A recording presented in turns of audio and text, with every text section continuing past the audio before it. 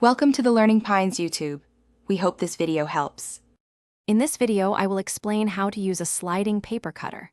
First, always place your paper cutter on a stable, flat surface to ensure both safety and accuracy during operation.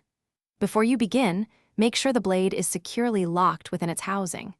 Take a moment to familiarize yourself with the measurement grid and the paper guides, as these are crucial for precise cuts. Understanding these basic components will set you up for success. Achieving a perfect cut starts with accurate measurement and placement. Carefully align the edge of your paper with the cutter's measurement grid, ensuring it's perfectly straight. Utilize the paper guide to hold your material firmly against the edge, preventing any shifting during the cut. Always take a moment to double-check your desired cut length. This simple step can save you from costly mistakes and wasted materials. Now, let's make that cut. Gently press down on the blade carriage to engage the blade with your paper. With a smooth and firm motion, slide the blade carriage along its track from one end to the other.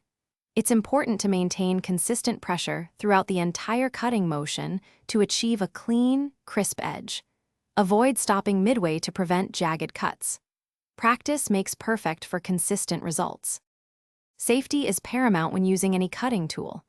Always keep your fingers well clear of the blade's path during operation to prevent injury. When you're finished, store the cutter with the blades securely locked and out of reach, especially from children. For optimal performance, regularly clean the cutting track to remove paper dust and replace dull blades. A sharp blade ensures precise, effortless cuts every time. Thanks for watching. Consider subscribing if we helped you.